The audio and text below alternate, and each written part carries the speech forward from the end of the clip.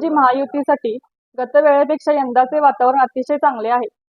कोल्हापूर आणि हातकणंगले या दोन्ही जागा आम्ही निश्चितपणे जिंकू असा विश्वास महाराष्ट्राचे भाजपाचे निवडणूक सहप्रभारी निर्मलकुमार सुराणा यांनी व्यक्त केला.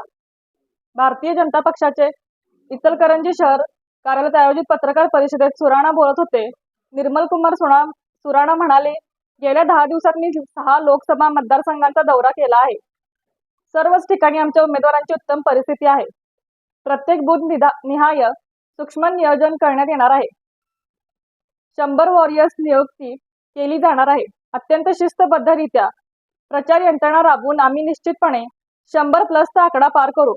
शहरामध्ये रॅलीचे आयोजन करण्याबरोबरच उत्तर प्रदेशचे मुख्यमंत्री योगी आदित्यनाथ यांची सभा घेण्यासंदर्भात नियोजन सुरू आहे. सातारा, कोल्हापूर, हातकणंगले येथे पंतप्रधान नरेंद्र मोदी यांची सभा होण्याची शक्यता आहे. भाजप प्रदेश उपाध्यक्ष सुरेश हळवणकर यांनी खासदार धैर्यशील माने यांनी गत 10 वर्षात मतदारसंघात केलेल्या विविध विकास कामांचा आढावा घेतला. पंतप्रधान नरेंद्र मोदी यांनी देशाला एक विशिष्ट उंचीवर नेऊन ठेवले आहे. राष्ट्रीय सुरक्षेला प्राधान्य देतात देशातील सामान्य नागरिकांना विविध योजनांचा लाभ दिला आहे. धैर्यशील माने यांनी 8,200 कोटी रुपयांची कामे केली आहेत. गत निवडणुकीतील 75,000चे मताधिक्य मिळाले आहे. यंदाही 2024ला भाजपा महायुती मित्र पक्षांच्या सहकार्याने 1 लाखापेक्षा अधिक मताधिक्य महायुतीला उमेदवार धैर्यशील माने यांना मिळेल असा विश्वास व्यक्त केला. प्रारंभी भाजपा प्रदेश उपाध्यक्ष सुरेश हळवणकर यांनी निर्मलकुमार सुराणा यांचे पुष्पगुच्छ देऊन स्वागत केले.